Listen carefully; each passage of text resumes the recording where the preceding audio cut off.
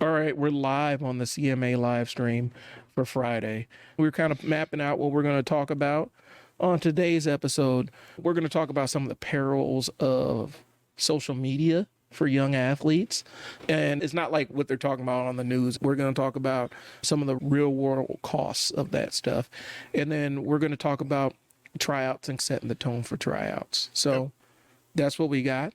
I'm Brian. Coach Mo. All right, we'll get to y'all after the intro. Peace.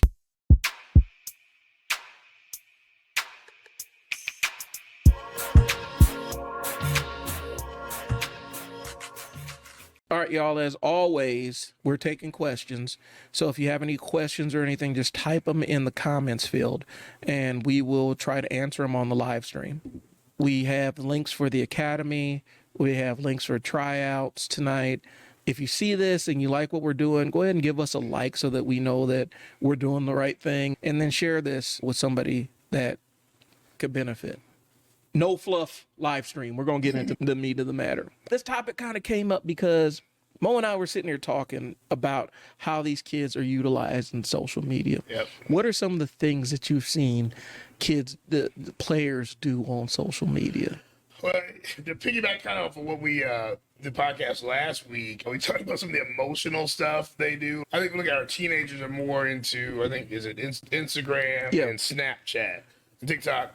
Piggyback on last week, is I'm upset because of what's going on in the moment, and I said I need to go post it. And that's probably the major thing we run into is emotional posts from kids. We've seen it with, it happens with NBA players. Right. Their guys are professional, they have a bad game, and they go right to the social media and they call out a person that doesn't matter, and they regret it right away. Emotional posts, we're talking about just, I'm going to edit myself, crap posting. Y'all know what I'm talking about. Yep. Trying to say incendiary things, trying to get people to react, trolling, all that other stuff that goes on social media.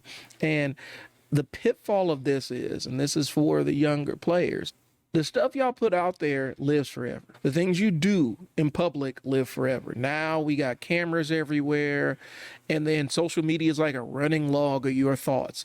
You need to make sure that you are sharing thoughts that you'll be proud of when you're 27 years old instead of things that you think that are really funny at 14 years old. Right. Because it'd be a shame to get drugged all up and down the internet on signing day for something that you posted when you were 14 years old, and it has happened. Right. And I think some of y'all be playing too much with it and really tempting the fates with it and thinking it's something that it's not, where it's all good and fun and everybody's here to laugh at you, and you end up posting something crazy on social media and your friends like it, but then that gets archived. Right. You gotta stop being stubborn. Like, you gotta stop being, some stuff's clear cut, we'll go over it in detail, but just don't. But then if you be stubborn, like what you said, think about down the road. I mean, there's prime examples we should have found out where athletes are about to sign a big contract, a coach is about to take a job, you're about to get a promotion, and somebody's like, hey, 2017. Right. I didn't know you felt this way about X person. Like, oh, I was young and I forgot. Well, we told you not to. Let's keep it buck. Even stuff that you think disappears, there's services out there. The Internet Archive, Wayback Machine, it stores pretty much everything. Yep. Everything that goes down is stored on there, whether you delete it or not. And they're finding out that sometimes on your iMessages, they don't disappear either. Right. Just because you delete them doesn't mean they go away. Right. And so you have to be real careful about what you're putting out there. It's not just for basketball players. It's not just for football players.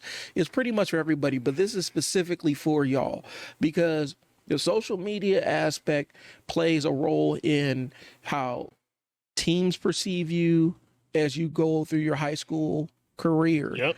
Teams, people that don't know you, their first contact with you is on social media. They're going to see what you're posting. They're going to see what you like. They're going to see who you follow and what you share on your social media. And if you out here sharing garbage and talking crazy to folk, cussing people out, bunch of slurs and N-word this, N-word that, they're gonna pull your card really fast, and y'all play it. You play with it. And then when something goes down, oh no, the consequence of my actions. Who would have imagined? Right. Who would have imagined the consequences of my actions? I'm still scared that my MySpace is out there somewhere. Yeah.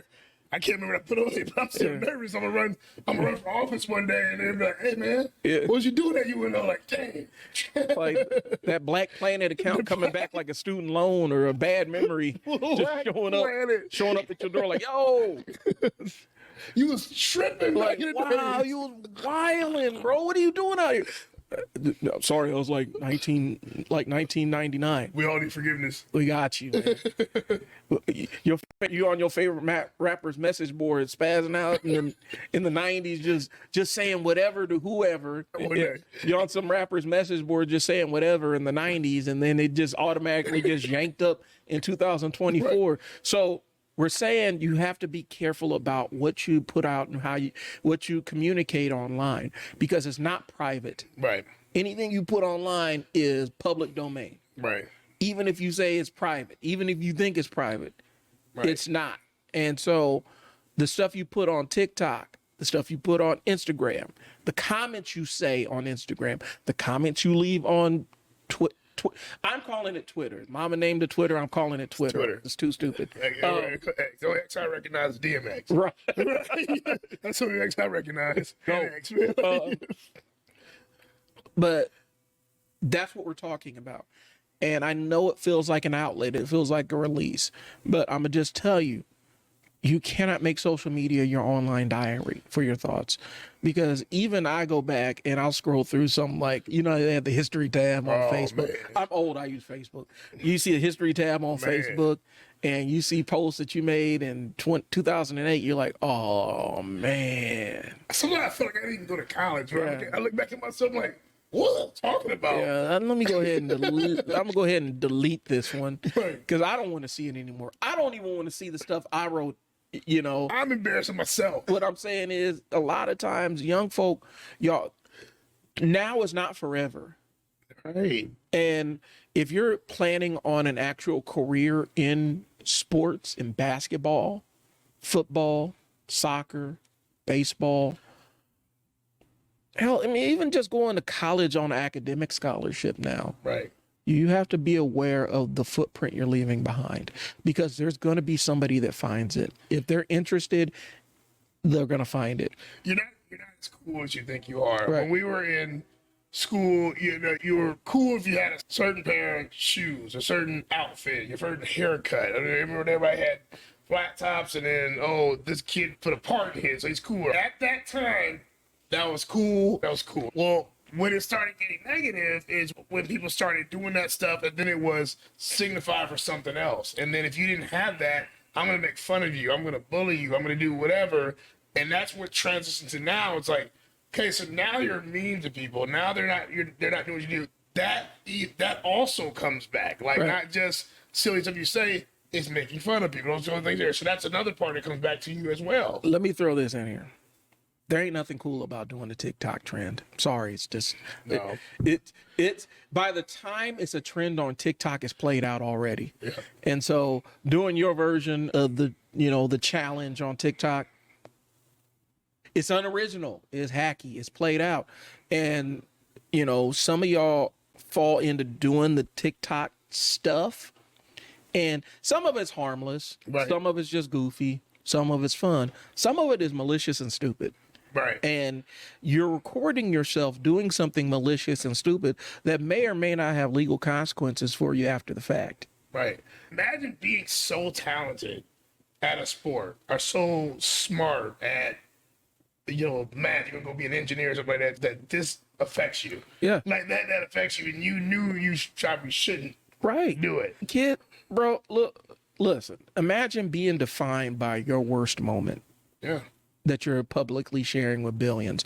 And make no mistake, there's potentially billions of people watching you. Now, will billions of people care about what you're doing? Probably not. Right. But you don't know who's going to see you doing what, saying what, or anything like that.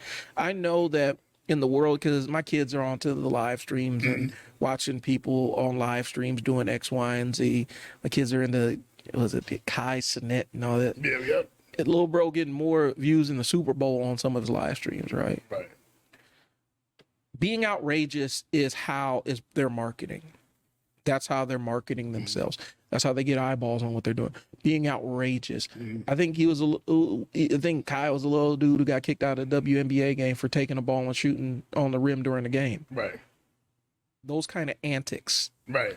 He can get away, I hate to say it like that, but he can get away with that because that's his brand and that's his level of celebrity. Right. Eventually, you keep pressing those boundaries and then the boundaries press back on you and you're not ready for those consequences. You even see that with popular comedians and actors and actresses were like, something like that was funny, and then all of a sudden, Hollywood's like, we're done. Right.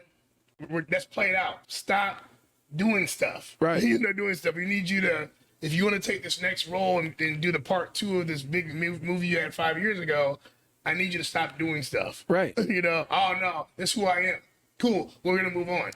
And that's what I'm saying. These kids, their brand is being outrageous and over the top. And a lot of kids are embodying that. They're copying it because they're like, well, they're over the top and they're getting a lot of attention online. Well, it makes money for them. Yeah. All it's doing is costing you opportunities because people think that you actually are like that. They're putting on a persona. They're putting on a mask to entertain an audience. Right. You on your personal social media, you ain't there yet. Until somebody gives you a check for what you're doing on social media, you're not there enough to put yourself out there like that in embarrassing, over-the-top situations and expect people are going to gravitate towards you. Do you want to be known as the person that just does stupid stunts and you're trying to build a resume as a basketball player who's going to be taken seriously? Right. And you're building a resume of just being goofy online and doing stupid stuff. Right. That's what we're talking about. So the actions have consequences. Now, for the parents' side of things, we're asking for y'all help. Right. Y'all need to monitor what your kids are doing on social media and what they're putting out there. You need to make sure that they're not on media sites, that they're not they don't have accounts on social media sites that they're not old enough for. Right. If they can't show you the video that they're doing or the video that they've posted, it probably shouldn't be out there. An email or something we've done in the last 20 years, you're like, dang, I probably shouldn't have said that. I probably said that. But what we're saying is, since you know that, and we've already went through that, are you losing that? Are you good? I feel good. Your kids are doing the same thing, but they are teenagers like we were too. Right. So we need your help. They're still their brains are still trying to mature. Right. So you can't I heard you have a extra so-and-so page. I'm not going to look at it. Can I trust you? No. You got to look at it. No. Look at it. And make sure it's how you want to be represented. Because especially if you're trying to have a serious basketball career, serious football career, serious academic career, whatever public-facing thing that you're doing, you're going to want to make sure that you have some kind of controls over and have eyeballs on it and make sure it passes your approval first. And so the things that they're doing on there, you probably need to pay a little bit of attention to because people that aren't you are judging your kids' behaviors based on the way that they see them online. And so we're encouraging you to challenge your kids. So you're making a new post or you just pop in and check on their channel. Hey, see what's going on the channel. Yep. That video's not okay. And it's probably pissing people off. So it's my turn. Now, I've been knowing this guy for more than half my life, since the mid-90s. And it's probably the only person I talk to every day. So when I was in high school and junior high and played sports, did music, blah, blah, hundreds of friends, right? Right. We had hundreds of friends. As you get older, you get mature, you move on. And it's not like you don't like those people anymore. It's not like you go in different directions. Right. So now all the hundred friends that I thought I was the comedian for, getting written up, going to in-school suspension for, doing detentions after school because I wanted to show off, I don't even see those people anymore. Right. So, and like you said, in those moments where I could have just said, you know what, I got to calm down a little bit. I got myself in trouble, but I had to pull myself out because you may not see these people anymore. You gotta take a deep breath. This is funny for my junior class because I'm a junior in my science class at this moment. I may not see these people even next semester, let alone 10 years from now, let alone 20 years from now. And now somebody pulls it up because I could not stop being a clown and putting it out in public. Well, and it goes back to stop trying to impress people that aren't going to matter to you in a year or two. Right. Whose opinion? Here's the thing. Don't try to. Stop trying to win the respect of people that you don't respect. Yeah. Yeah. But I like it. Here's the thing for parents, y'all. And I'm talking to parents that are our age, right? Yeah. We're a little bit older. Right. We're a little bit older than a lot of the parents that are in our system. And so there's a generation gap. But I'm going to tell y'all this, especially the parents that are our age, older, with teenagers, the social media thing is real life for a lot of people.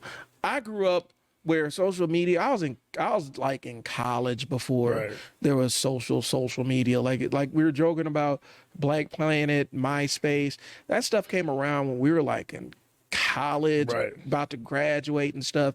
And so we have experience doing it and having profiles out there, but it wasn't anything that we came up with. We had message boards and stuff like that where people could slip into that escapism, but more or less we knew there was a hard line between what's the digital world and what's real life. These kids don't have a concept of where one ends and one begins. And I realize that very clearly, where my kids are having drama with their friends online, and I'm like, just block them and turn the phone off.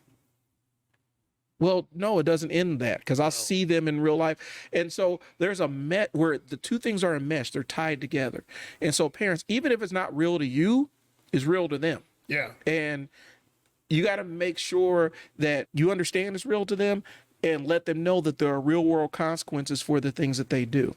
Right. And it's almost too many outlets. Right. It's almost too many outlets where you think you cut a person off from one, then they're on the other two. Yeah. And the other three. This bullying now is, I may not have any idea this is happening. Right. And they're in your messenger on TikTok. And then you're in your messenger on Snapchat. And then they are somewhere else. But you thought you got one because you told your kid to cut off the one. Well, there's three more things that they have that's going on. And it keeps going, it keeps going, it keeps going. So that's one thing you have to check. Right. Then you have to check. And there's different forms of it too. There's different forms. But listen, and I bring this up, there's bullying from adults. Right. 2 kids. I have watched, and I won't bring it up, but this is concerning. I've had kids show me messenger from coaches. Right. That, are bullying them to do things that they shouldn't do. Like, I have one of my female athletes show me a messenger from a coach. I'm like, that's semi-bullying. You have the parents not involved. Right. There's not an attached email. That's something that should probably be brought up with your parents immediately. Yeah. Immediately, that's what we do.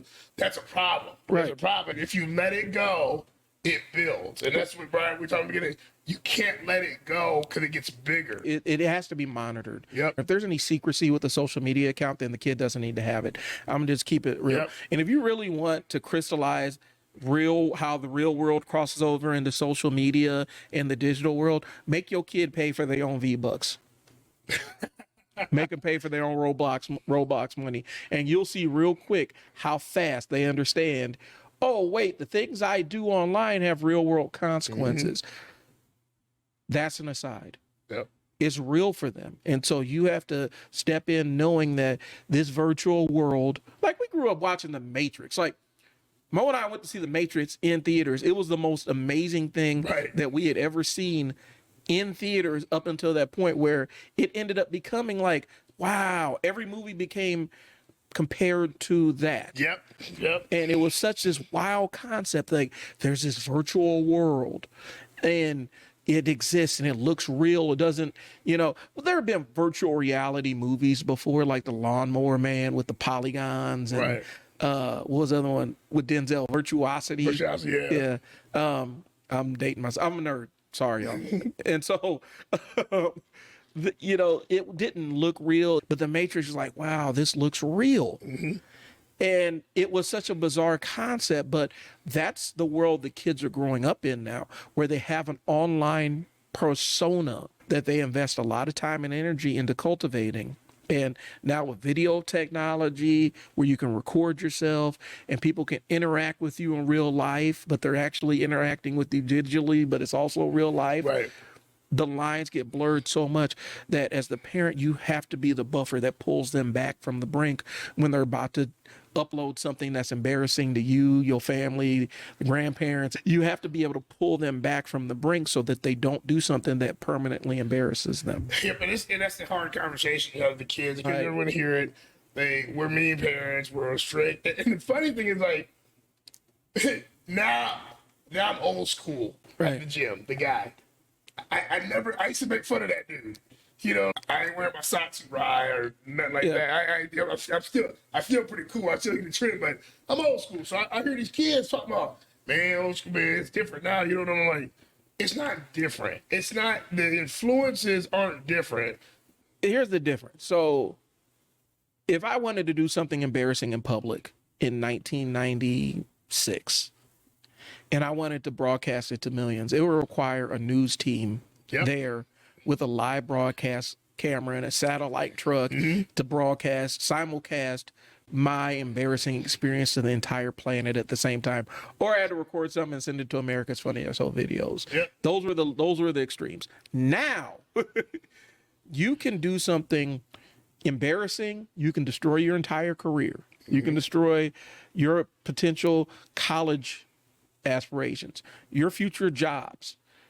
And all it takes is this. It takes a phone. Instantly, your worst impulses are the tip of a finger away from being broadcast to billions of people. If I fell down the stairs and there's no cameras there, nobody saw it. But if I fall down the stairs and there happens to be a live stream camera there broadcasting to the entire planet, you just fall down the stairs. Right.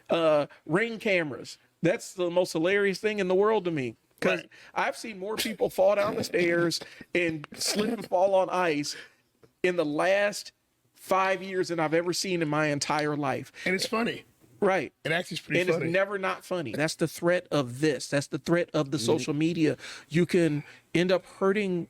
These kids have the intention. It's like, you know, they have the ability to permanently hurt themselves publicly, socially, instantly. And it's crazy.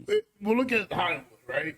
When we were kids, and even now, like we're adults, you have your favorite actors and actresses. So when you see the movies, you go to the movies for that person. You're like, man, that's gonna be a good role. You back in the days, you never really thought about what they were outside of that movie. Right. Because you had no idea. There was nothing, unless somebody sat there, got on the radio, and there was 20 people sitting here and said, this who this person was. You're like, whoa. We should all know less about each other. Yes. Because there are times where I'm sitting there like, wow. Right. I like that person. I didn't know he was that racist, yo. This is mind-blowing. Right, because you loved that movie. Right. That was your favorite actor that you thought was great, and then you find out he's the most racist guy ever. Right. Or they were abused, or something was not right. Now, prime example, I like Will Smith's movies. They will always bring up what happened with Chris Rock. No matter what. No matter if there's an apology, because somebody will always pull this up the rest of his life. For the rest of his life, he gets probably the lowest career moment ever broadcast. And I have different opinions about the entire thing, but it was the worst moment of his life. Yep. And it was broadcast to millions, and it lives in infamy on the internet. It'll never leave. Ever. And I think people don't realize how destructive that is. It's amazing to see the fact that he has a blockbuster movie out now, so close to when this happened in proximity. And so it shows ability to kind of bounce back from it. It was a disaster. The handling of it, the way they handled it, the way it went down in the aftermath, it was kind of an absolute hot, shambling disaster. Right. And so, and it was instant. And the whole planet saw it at the same time. Stop, you know, we're taking it back to sports. Yep. You can go through. There's always some NBA player that's making an example. Always some NFL players making an example out of themselves by posting something embarrassing online. Nick Bosa Nick Bosa is one of them. They went back in time to get Patrick Mahomes' thoughts when he is 16 years old. Right. Who cares about what a 16-year-old Patrick Mahomes thinks? Social media does. Right. And they were going to hold it against him. You know, people scrutinize LeBron. I've always been a proponent of taking the phone out of LeBron's hands sometimes, Right. because it's not the best. Like KD is bad with it sometimes. You almost have to give props in the athletic world to a person like LeBron, because he is the biggest name in the height of social media that is criticized or glorified for everything. He's right in the heart where everything is going on. Like, if we look at, like, okay, MJ's one of the GOATs, whatever, you know, we can argue, whatever, like that. You know, Will and Kobe and all that stuff there, too. Kobe caught a lot of it. He caught a lot of it because it was right when it was getting hot on social media. He caught a lot of it went on in court. If Michael Jordan, the gambling, those kind of things there, if that was the everybody's good. You know how big that would have been right today? Let's take it back to the cocaine era in the NBA, because that's something that did happen. Thousands of people in each city was involved in it, and almost every athlete on the team, probably 8 out of 10 were involved. Knew about it or participate. And so what we're saying is this. We're saying the social media thing, even for stars that kind of grew up in the social media age, is very tenuous ground. Mm-hmm. And so if a 38-year-old professional who's been a professional since he's been for over 20 years, playing at a professional level as a public figure, if he has issues sometimes occasionally navigating social media and saying the right things, right, 18-year-old don't know what the hell they doing out there. And so this is like a baby with a handgun. And so you have to take the gun out of their hand and make sure that they're not doing something that can hurt themselves, hurt others, hurt your family. There are people out there that are so miserable, all they do is just sit on social media and wait for somebody to screw up so they can drag them and jump onto it and embarrass them and make memes out of them.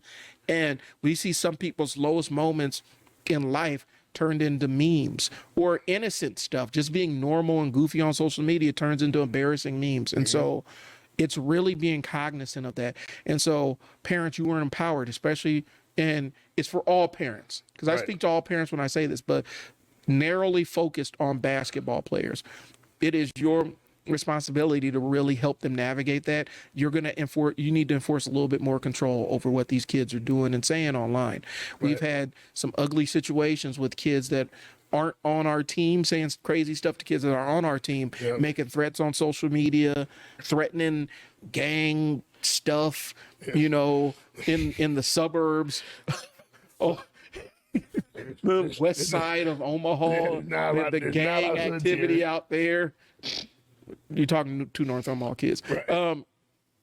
But we saw real stuff, real threats being thrown around behind basketball stuff. Right. Online. Get in your kids' social media and know what their behaviors are, because we do not want your kids, whether they're with us, whether they're training somewhere else, if we play against them, we don't want any kids getting caught up by broadcasting their worst moments and doing the stupidest crap online. And parents, there's lots of different social media apps that you can use to monitor their usage. But the reality is you're going to have to do an audit. Right. You're going to have to either follow them, or this is what I had to do when I was working juvenile probation, make a dummy account and follow your kids to see what they're up to on social media, because some of the stuff isn't beneficial to them. It's not beneficial to you. It's not beneficial to your family, but you need to keep eyeballs on it. I'm not saying you have to completely spy on your kids and lock their phones down. You do have to teach trust, but trust has to be earned. It can't be just given unilaterally. And so they have to earn your trust that they're doing stuff on social media that benefits them and stuff like that, and not embarrassing themselves or hurting their future opportunities. That's why people have in professional PR teams. Yes. They have PR teams. And a lot of times it's professional athletes, some of them even have social media managers that are posting stuff on their behalf. Yeah, you're not really having a conversation with LeBron. Sometimes you are, Sometimes but you are, sometimes you're most not. times you're not. It's like back in the day, a couple years ago, the most interesting Twitter account to follow was the Iron Sheik Oh, yeah. from the old WWF. Yep. The Iron Sheik had an amazing Twitter account. It was not him. Right. His social media guy was a brilliant guy. He's a funny guy. Right. Same thing with the Wendy's account. It was a stand-up comedian, and she manages social media for people. Right. You're dealing with somebody's social media team sometimes, and the kids don't see the other side of it. My nephew wants to do the YouTube thing. Yeah, yep. There's the thing that's hard to explain because I had to explain it to my kids. Right. For these kiddie YouTube channels, right. There's a whole machine that runs underneath that with camera people and scripts and script approval, and parents are almost like directors and stuff. A lot of stuff goes on in the kitchen that you don't see when it's presented to you on the table. We're just trying to help, like, as a business owner, as an athlete, you know, I'm not perfect. We're not saying we're perfect. We are at that level that we are hopefully mature enough that we can say, hey, we've learned from this, or this didn't go right. Oh, I regret this. Do it young so you don't regret it later. So, and parents, this might be a wake-up time for us too. Like, you know, if you are a parent, then we think about this other side is, if your mom and dad, you're posting stuff bad about the coach and about the tryouts and about, so like, that's on you too, because then that coach can be like, okay, well, Dad, I wonder who Coach so-and-so at so-and-so school, I'm not naming names, is who cut my kid. Right. Because he's at my school and I'm the head coach. Make sure you're not the parent that's trying to threaten people to pull up and do all this other stuff on social media. Because I can connect your kid with that school. Right. So you're pulling up on me. That's what you're saying. And so it's being cognizant of your presence on social media and understanding that this isn't real, but it is very real. And understanding there is a balance. And every generation that we get removed from social media's creation is going to be harder and harder to maintain that line. Because you can see stuff on social media that looks and sounds completely authentic, and it's completely made up. It's not real. And so we need to talk about this. Have you ever texted somebody and they've taken it to left field immediately, like where you're like, whoa, I didn't know that. Think about if you post it, right? You talk about people lurking and ready to jump on it, and you post it, and you think about how people can take it. You know what I mean? That can go left field quick. So you got to be very careful. Just because you post, I don't like anybody that wears the color purple. That can be turned into 50 different things. You're like, whoa, I didn't mean it like that, but social media doesn't care. Yeah. You should probably think. So I always, before I post, I always figure, like, what is my purpose in making this post? Yeah. And who am I aiming at? I made a post about a general coaching thing, making sure coaches are understanding they have players for their school, when they play and things like that. Just general, because I've seen some coaches that don't know what AAU is. You know, they're new to it. They don't know what having a trainer is. I'm just helping them out. I'm 45 years old. I'm helping a 20-year-old coach out. You know what I'm saying? Like, too. Now, man, I didn't get calls and text messages and like how hateful I was. And blah, blah. I'm like, whoa, I did that as a general thing. But I'm like, you know what? To this group of people, that's what it looked like. Well, and this group of people, this would look like. We may know what it was, but this group of people wanted to aim at me. It was negative, and it wasn't. Well, two things in that front. One of the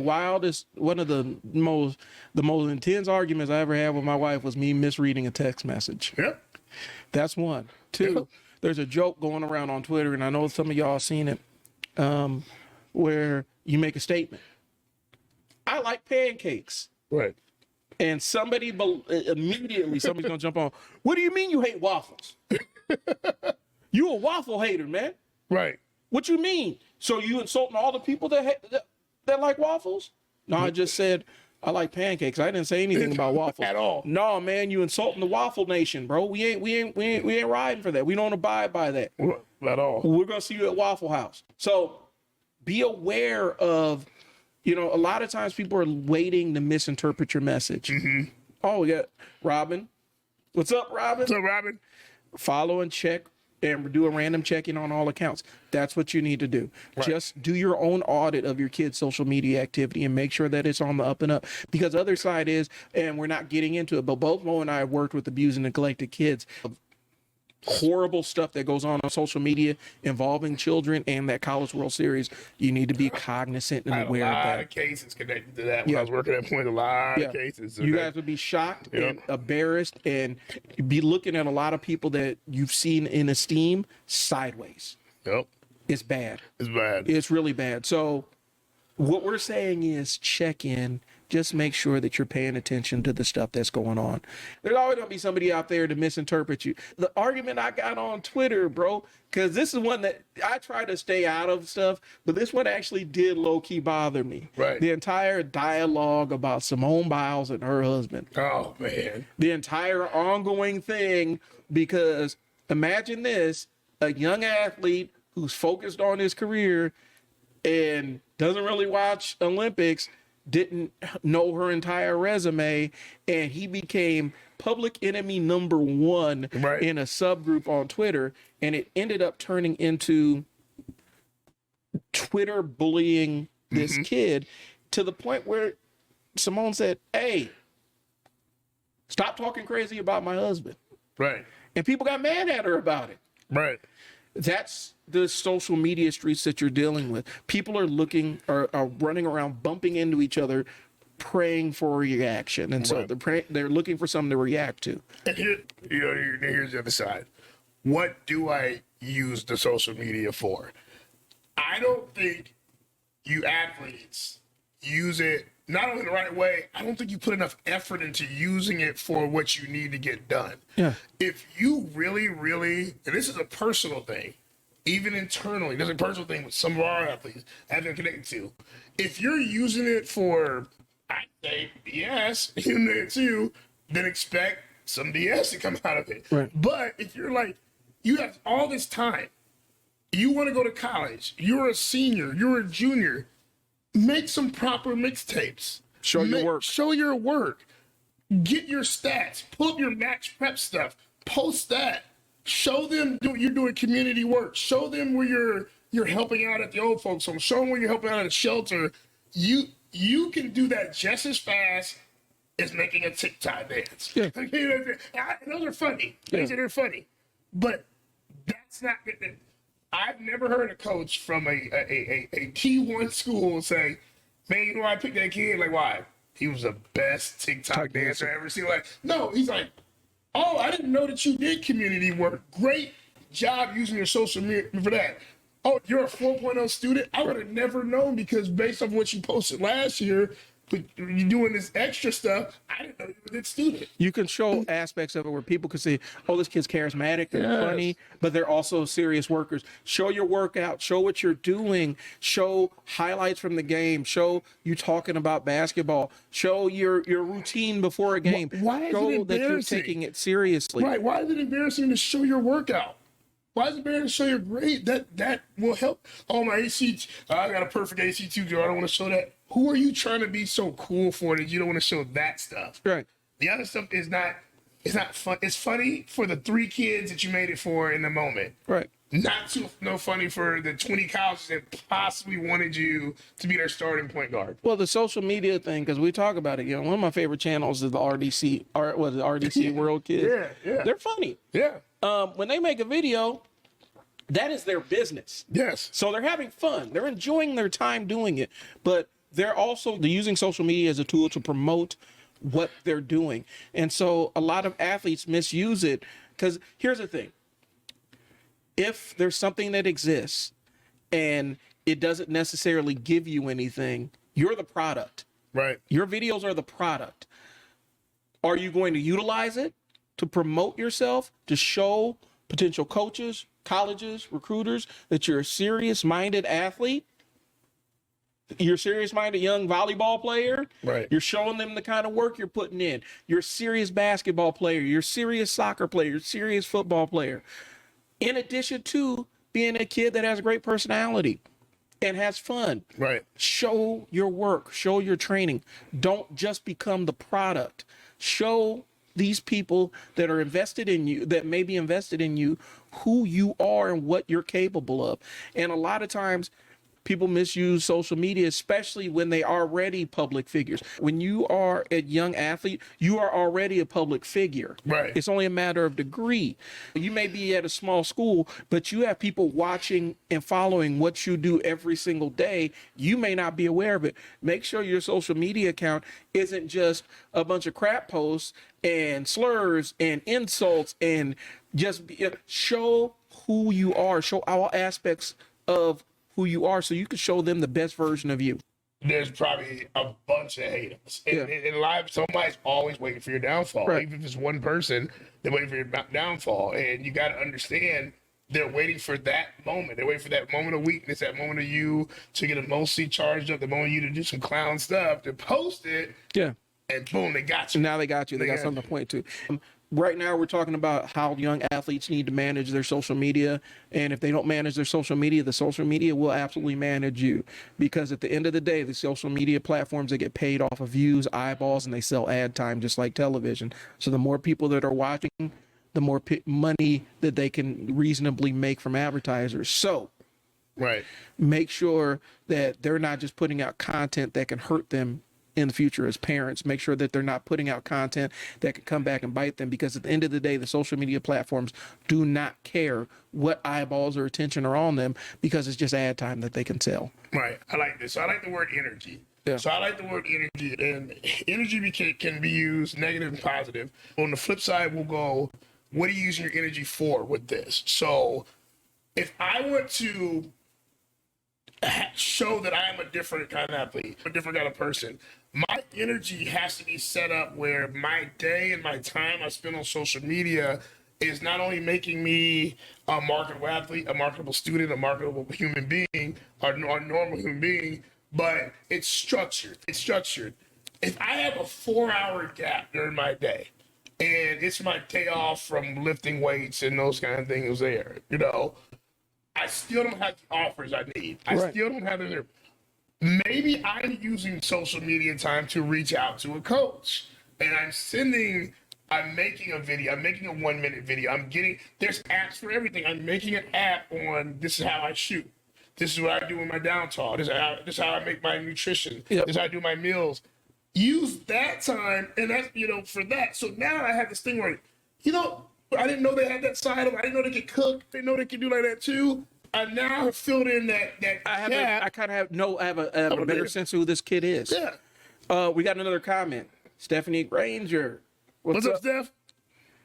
And Snapchat is not a safe place. Oh, no. Just because they say the video is deleted doesn't mean it's deleted. If it's going to a server, it's stored somewhere. I need y'all to realize that.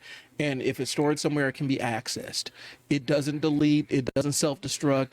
It's not safe in terms of the people that are on there, and it's not safe in terms of your privacy or protecting you from videos that you don't want other people to see.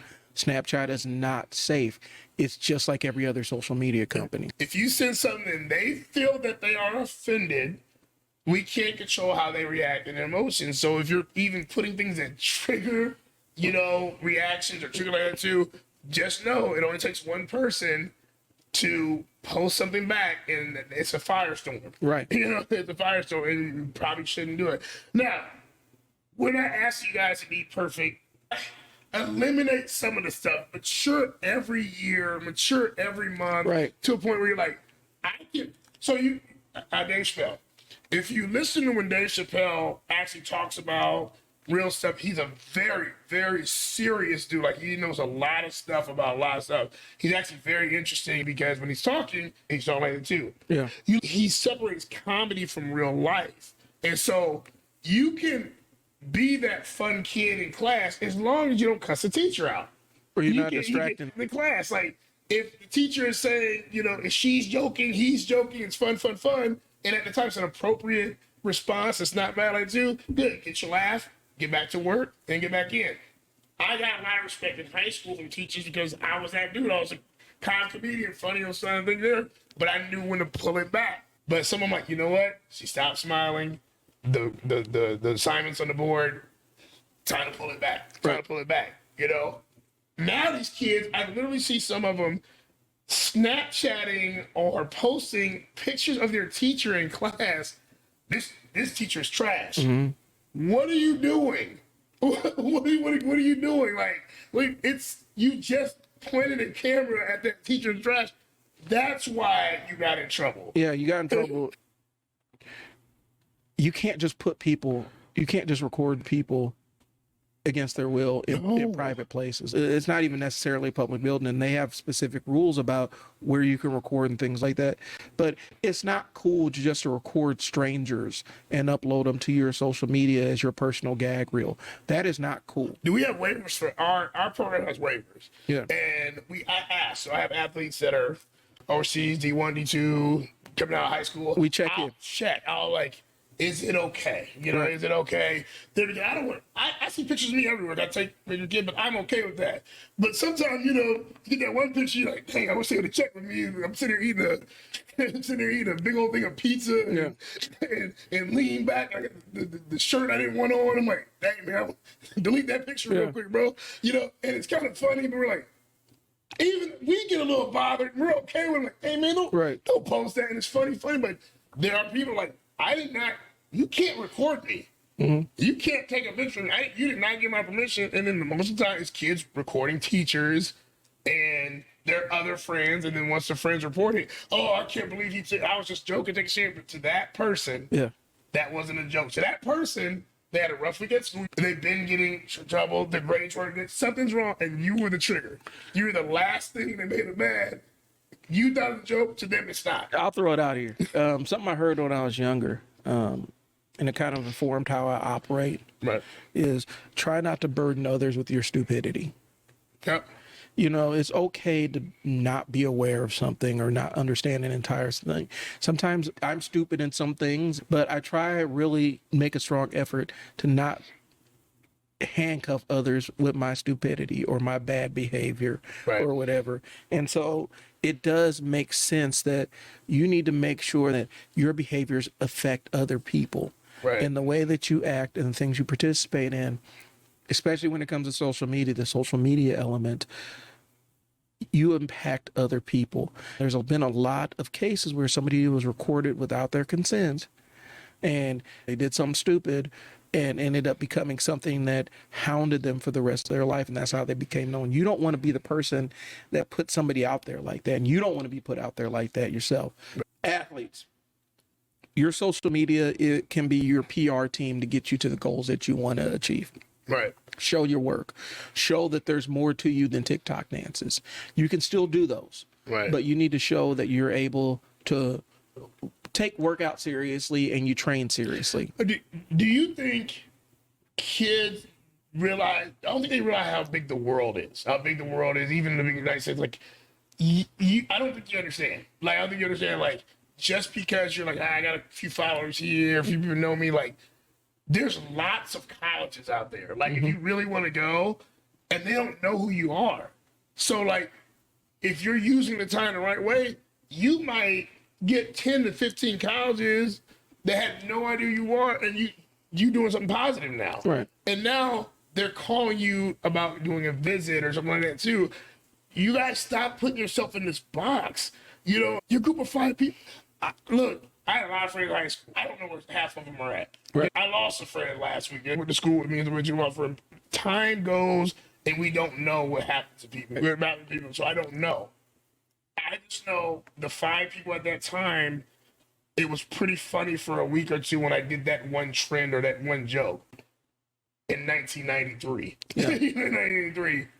I haven't seen some of those people since I graduated in 1997. If I asked them now, if I came up to them, they might not remember the funny joke I told back then. What if at that moment or that week, I did something so detrimental in that moment, I couldn't be Coach Mo right now. So I tell kids, at 14, where will you be in 10 years? I'll be 24. What do you want to be known at 24? Where do you want to be at? Oh, I'm 13. Where do you want to be at 23? In 10 years, what do you think what it looks like? I want to be in the league. I want to be doing this like that too. Your grades aren't there. Your behaviors aren't there. But what do you mean they're not? Did you take the ACT yet? Well, no. I'm like, so there's things you have to step before you get there. Think about how you're going to look in 10 years. Think about in 20 years. Do you want to be a parent? Do you want to be a big brother, sister? Do you want to be a good aunt or uncle? All right, we got another comment from Stephanie. Also, remember to try to think ahead. These kids forget that they want to be famous. This stuff will come up when they become public figures. Yes. Exactly. That's what we've been saying. Yep. It will come back like old Bill or, a social media account from the dark ages. Somebody pulls up your MySpace and like, hey, man, looks like you was on something different on the MySpace days, man. And I'm a screenshot it and post it to everybody that you know. Yeah. This stuff comes back to haunt you. Not everybody loves you. And we have to figure that even as adults, you think you're doing it like, we'll text each other, email each other, be 2, 3 in the morning, like, Dad, I got an idea. And we're working hard. I mean, you know what program it is. We do. But there's always going to be 1 or 2 people that don't got a program. And you feel a certain way. But there is somebody that may not like you. Right. And it's okay. But we're trying to do what it is. So just think, even if you think everything you're doing is funny or it's cool, there's one person that it may not be cool or funny to. Right. And if they publicly say something about it, they didn't like it. And it's okay. Right. It's okay. And you got to expect that. Like, when I post this, is it going to be detrimental, or is it somewhere it might rub somebody the wrong way? Because that's another thing. Am I going to be able to stand on my square when I'm confronted with this? Right. So we have different sports teams and people we like and wrestlers. Who's 2 of your favorite all-time wrestlers? Bret Hart was one of my dudes. Right. And I like Shawn Michaels. And Macho Man Randy Savage was another one of my dudes. Yeah. And so I like Macho Man. So I like Shawn Michaels and Macho Man. He might not like Shawn Michaels, but he's a great wrestler. It's funny. Yeah. I can stand up if there's 20 people that ask me why and have a conversation why I think this, he's a technical wrestler, blah, blah, blah. I like to entertain, blah, blah, blah. But if you put something that's so offensive right, that you can't stand on, and you're like, I'm going to explain those 5 things you meant right there. Oh, I didn't think anybody's going to get that, Mike. That's a problem. We can talk about sports all day. We can talk about your favorite car all day, because we can stand on there and talk an hour why we think that and find out facts. If you just put something that was emotional, and again, coach cut me, I don't like him, he's trash, blah, blah, blah. What if that coach gets on your post and says, how would you tell me how much trash I am? Oh. Well, here's the other side. What about the other coach that you want to try out for the other school, and the other coach done read about how you talked about the previous coach? Right. Actions have consequences. That's the bottom line of what we're saying. Actions have consequences. Right. And we talk about this being a big world. We get approached by people, like we'll play tournaments in Sioux City. This is where we've been all summer. Right. We get people in Sioux City coming up to Coach Mo and talking about the podcast. And so the world is a big place. And so people are always watching you. There's always somebody watching you. Oh. We're still taking questions about how what tips we have for parents of young athletes in navigating social media pitfalls. So we're still taking questions and comments on it, but we do need to pivot because we do have our tryouts tonight. And so we wanted to discuss tryouts, but it's not just tryouts. It's setting the tone. Yeah, so we're going to have tryouts tonight for kids that are going into 3rd through 8th. We're going to have expectations at the beginning. The expectations of what our program wants, what we want, like a standard that we're going to set. At the beginning, we're going to talk about our speed and agility program. We're going to talk about our basketball academy, how many days that we want you there, because it does make a difference when we see kids. And what we notice is the kids we don't see aren't super successful with their growth in not only our program as an athlete. So if you're in a program and you don't practice at all or come to academy, don't do anything for 7 days a week, we have no idea what you're doing. Second of all, it shows when you get out in the court. And we've seen it this weekend. Mm-hmm. We see it every weekend for the 1 or 2 that's like, I'm going to do it on my own. I'm not going to do anything structured. I'm just going to do whatever. It's a constant struggle to learn and develop. Yeah. And they stand out in a negative way. We're going to spend a little bit of time on this with the expectations, because it's something that we had discussed prior to this. Right. And this kind of goes to our kids that are here with us now, but here's the baseline. Things it's gonna feel a little bit different, because now we're heading into the year. We're getting ready for the year. Now we're structuring a little bit, and so we have high expectations of you, because we have high expectations for you. Right. We expect you to accomplish great things, but we expect y'all to do great things. It's really locking in, because there's a lot of times the coaches have to tell you lock in, lock in, lock in. And so we're setting the tone with the expectations up front. We expect that athletes that are on our teams are active participants in Basketball Academy in all the programs. We're going to expect for the first month, you show up to speed and agility night at Basketball Academy when the season starts. So because that's where we're going to build it in. Like, that's where you get your conditioning. That's where you get your footwork. You're going to do stuff with basketball, and then you're going to do the footwork, but you're not leaving. It's part of what you're going to get. It's kind of a comprehensive program to build the players that we want, because at the end of the day, our goal is for you to make the junior high team. And so our output is putting out a player that can make any junior high team in the city. Right. That's what our goal is. That's what Basketball Academy is about. That's what we're really focusing on doing. And so we really want to create an environment where we're creating better players. And so girls, boys, whatever, we want you to come in focused and understanding. Tonight's just going to be the trial for the boys. Coach Jeremy is going to be figuring out what it looks like for the girls. But you come in understanding we're looking for commitment. We're looking for somebody that's going to commit to getting better, commit to growing through the program, and committing to being a better player. We're not begging players. We want players that want to be in our program or be attached to the program and commit to what we want to do.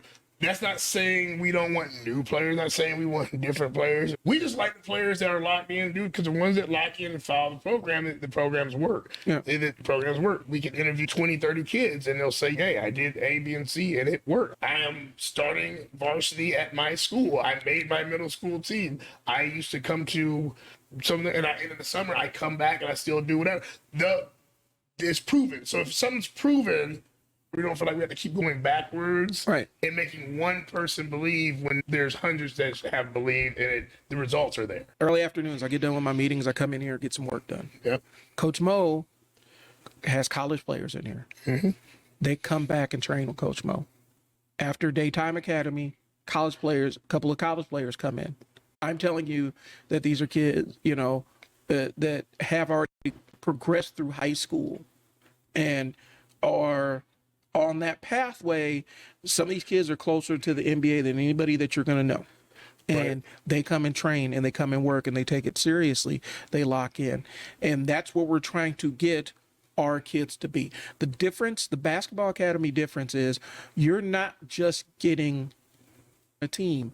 The expectation is academy training that goes along with the team. The academy training is 2 times a week. For the first month, we're going to have that extra day where it's speed and agility, and then it becomes optional after that. Most of our kids that do our speed and agility, they opt in, and they want to be here after it. So when it's not optional, they still make it mandatory for themselves. But the speed, agility, and conditioning, eventually we're going to put the strength component in there. That's been the elusive piece, but we're going to get it in there. But for the first month, lock in for 2 Basketball Academy sessions, speed and agility, and then whatever your individual coach has planned, which is normally 1 practice a week. And this program's designed to make better players. It's created better players. We have plenty of examples of better players. We've got an entire high school lineups that feature our kids in this city. We've got junior highs that have been taken over by CMA kids. Okay? We're not just bragging on it. This is what our program's created. Well, I do want to brag on the kids. You guys have done a great job. Some of you guys, honestly, be proud of what you've accomplished. Tag yourself, hit it up. Thanks, coach, or coach, I'm locked in. Just tag yourself in this video and talk about a memory you have, or you're one of the kids that does come back. Your college guys tell me, I do come back. We want to be better. We're the ones that want to sit in the crowd and say, man, that kid worked really hard, and that's why they're here. They remember their program. It's always 1 or 2, and it's okay because this is business, right? It's always 1 or 2 that feels like, I don't need this, and we don't want that mentality. We don't I can do half the academy. I can kind of do the academy. if you don't really want to do it, it's okay. No one's holding hostage. We don't have contracts. We want people that are going to be like, you know what? If I do this, I'm getting better each time. Yeah, if you're going to stick with it and you wear our stuff, I'm getting better each month. Not 6 months. Now it's a year. I'm a pretty good player now. Yeah, you have to be committed to showing up to academy. Now, for our current kids that are watching and current parents that are watching, we absolutely love y'all. We appreciate all the support. I'm putting this out there just so that it's not taking any of the kids by surprise. It's going to look different in fall. Yep. In a good way, because it's going to be more focused on developing you, and you're actually going to have high school level expectations so that you're ready to rise up and meet the level that you need to be at. Right. And when you walk into ninth grade, you know that you're coming in ready, armed, ready to make the team. So it's going to look a little bit different in fall. It's going to be, it's going to be lock-in time. Yep. It's time to take it serious. Summer is summer. Right. Mo and I were talking about some things in the building that we need to address. Right. And we'll be addressing those with individual groups. But summer's summer, and so summer's a little bit looser. Season is lock-in time. This is where we are starting the process of building you into the players that you're going to be. Right. But if you're not with that, if you're not invested in the idea of, I want to become a better player, there are programs out there where they'll just hand you a ball and put you on a team. Right. And hand you a schedule, and you show up once a week for practice. And if you're cutting up on the sidelines, if you're a distraction in practice, they'll just sit you at the end of the bench, and they'll forget that you exist. Look, we're past the point where we know some of y'all run from smoke. Yeah. So we run from smoke. We know the program hopper. Some program hopper, some do good reasons. Like, like if you're going up to play for a national team, like cool, like you're trying to level up. But we know the program hoppers, so we're not gonna waste minutes on that. We're talking about the ones that, you held me accountable for actually showing up and doing what I'm supposed to do. I don't like that. This. I'm out. All okay. Right, peace. For our really active teams, we do try to mind the schedule so that we're not overloading kids and overworking kids. And that's a component that, it's going to be a lot. We're working on the structure piece of it. So when we have a weekend off, it's a weekend off. Yeah. You can take your time and relax and chill and let their bodies recover and sleep and eat. And communicate. Like, if you feel like, yeah, man, I even if you need it a little bit earlier, like I have one to play those games, communicate with the coach. And we're going to put that stuff in. Communicate. Just let them know. Like, let me throw this out here. If you feel like you want the extra work and you need the extra reps, we're available. Just say, book a time, come in and get the extra work in. But don't feel like you have to load up your weekend with a bajillion games of varying quality and then wonder why there's all these use injuries and your kids hurting, limping around. It's because they haven't taken the time to recover. We have an elementary group that goes at 9 o'clock Monday, Tuesday, Thursday, and then 12 o'clock on Wednesday. And we have a middle school group that is at 10 o'clock and then 1 o'clock on those days. If the daytime works while they're out of school right now, you can sign up. There's a link to sign up and do that, and we can fill that up and then have the rest of the night. Yeah. But there's something you can do. One-off sessions are $75 an hour. Yeah. You can come in and get the extra work. What we're saying is, don't feel like you have to be on 1,000 different teams just to get more and more and more reps. We can give you the reps here, but for the kids that are in our basketball academy program, we're structuring it so that we're not putting way too much wear and tear on these kids' bodies. Mo and I have talked to experts in the field. They're sounding the alarms about overuse for these kids. And so just because we're not playing a tournament doesn't mean that they need to go off and play a tournament somewhere else. That means that let them chill, let them relax for a weekend. If they want to pick up the basketball and go outside and shoot, that's fine too. Right. If you feel like they need extra work, contact us. We can set up some time, come in and get that extra work to do focused work on the areas they need to develop and not just be out here in a game. Because here's the thing. I love our coaches. Yep. Our coaches are amazing and great, and they have a good rapport with our kids. Right. They also have a knowledge of use on kids and how much they've been utilizing this kid to do this and X, Y, and Z. And they have a balance of understanding okay, this is about learning. These are learning opportunities and not just winning medals and trophies. The thing is, yes, not every coach is on that. Some coaches will just put your kid out there and run them into the ground because it's going to get them a trophy and get them a medal. And they'll beat the kid up to get a medal and trophy, and the kid doesn't really get anything out of it besides sore knees, sore ankles, sore elbows, sore back, headaches, tired all the time. Be mindful of this stuff. You think we know what our kids want sometimes too, but you can almost I can watch the kid, and this is me in the field. Yeah. I know the kids working down like, you're doing too much. Like when a kid that can normally get on the ground for stuff and get out there and they can't even move, I'm like, too much. You're doing too much. You know what I mean? Coach Mo, you have an athlete on the way that is college bound. Yep. Have you given them weekends off? Tell them, hey, shut it down for the weekend. Oh, I've got walking here and they can barely move their hips because they're like, oh man, I did an open run, I did some powerlifting, and then I did another open run, and I'm like, why are you here? You know, it's like, I also need that work. Well, your legs can't move right now, so why would we do bands? Yeah. You can't effectively do band training for 100%. You're gonna hurt yourself. And we have a vested interest in putting out the best basketball product out there. But we also have a vested interest in putting out the best players out there. And the best players cannot be beat up because we are doing too much. So sometimes, parents, I'm just telling y'all, sometimes if we don't have something planned for the weekend, Right. and it's just speed and agility, it's okay to miss a session here or there. It's okay to take a weekend off. Yep. You know, and let the kid heal. And don't make it about you. Yeah. The parent makes you like, well, why did we, why are we playing in this tournament? Or why aren't we doing that? Why aren't we playing 5 to 6 tournaments?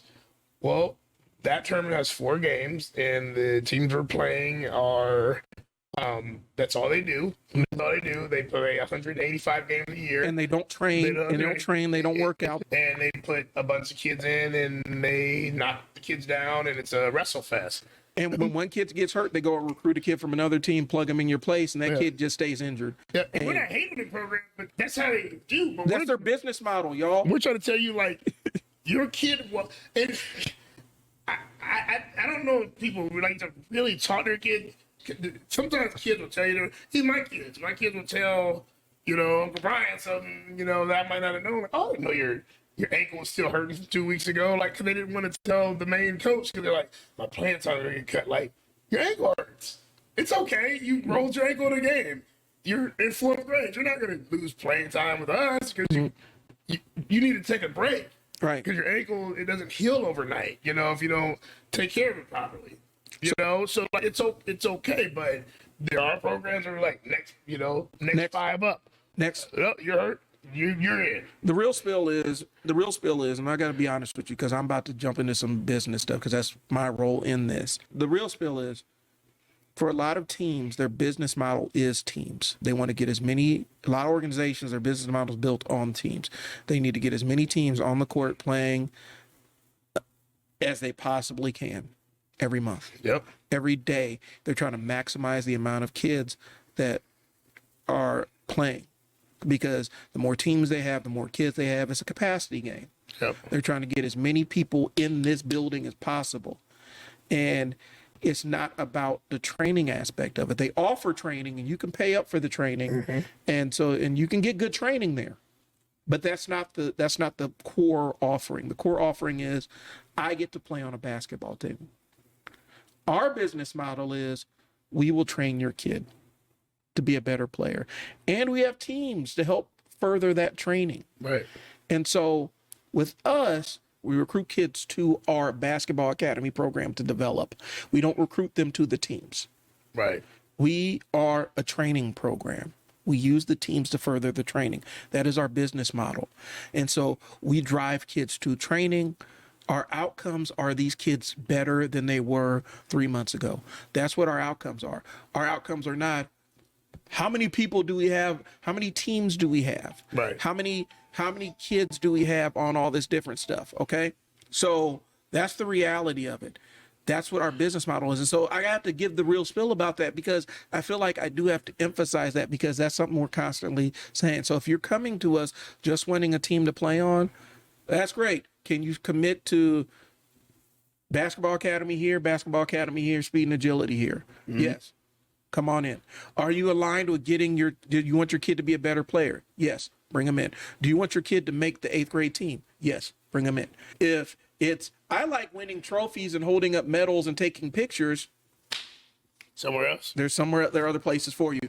That's not what our goal is. And I know it makes people feel good to win trophies and medals, but that can't be our goal, because that's not what we're trying to create. Trophies and medals are great if they mean that they're hard fought, but I will take a hard fought 3rd place over an easy cakewalk 1st place any day of the week for our kids, because it's about making them better players. The best development season I had for my current seniors that were on my team was a season where they went up, way up. Yeah. And they got smacked a few times.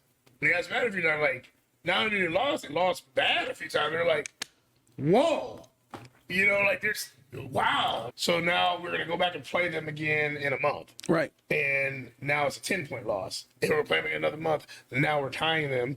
Now we're playing again. Now we're winning. Right. Not winning, or it's back. It's always a close game. That's development. Right. That's development. Because then guess what? We were on this team, but you go to this high school. I go to this high school. You know how to lead, and I know how to lead. So, like, they're like, man, they're spread out over the city. Coach Mo put out 10 different leaders on that team. Right. They had 10 different schools, and all 10 of them have different roles, but they're there. That's our goal. Like, we want to hear that. Like, man, all y'all made it, and they said you were a leader. That's dope. I'm proud of you. And that's what we're talking about. Tryouts tonight. Lock in. Come take it seriously, y'all. Don't come in here with no foolishness, because it'll get called out, and you'll get pulled out of a drill. And we're kind of determining roster orders, what teams people are going to be on and stuff like that. There's going to be a lot that's in these tryouts, because it's shaping our year. And so we're going to come in really setting a tone here. We'll put in here on how to sign up. Get there earlier, though. Like, we'll be setting up about 5:30. So don't get there at 6 and you didn't sign up in there by, because if you're seriously confused, go to the website and look at the link, and you just click on it, and it's sign up for a tryout. Yeah. If you don't know what I'm talking about, don't not show up. Come out tonight. So, but yeah, we're setting the tone just so that you guys know what the season's about. So it's no surprises either way. We are wanting kids that are committed. We've had great comments. We're looking for more questions next time. So we have to figure out what the live stream is. I don't even know is it next week? Golly, next week? It's going to be July, bro. I know. So, one thing I say in part for me is AAU starts back. So we're back into the second half of AAU ball.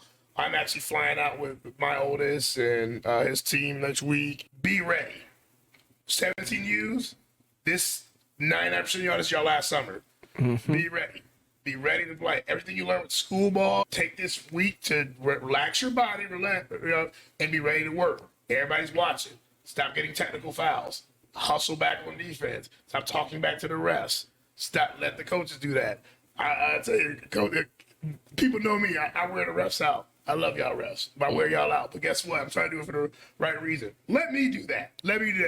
You go out and play.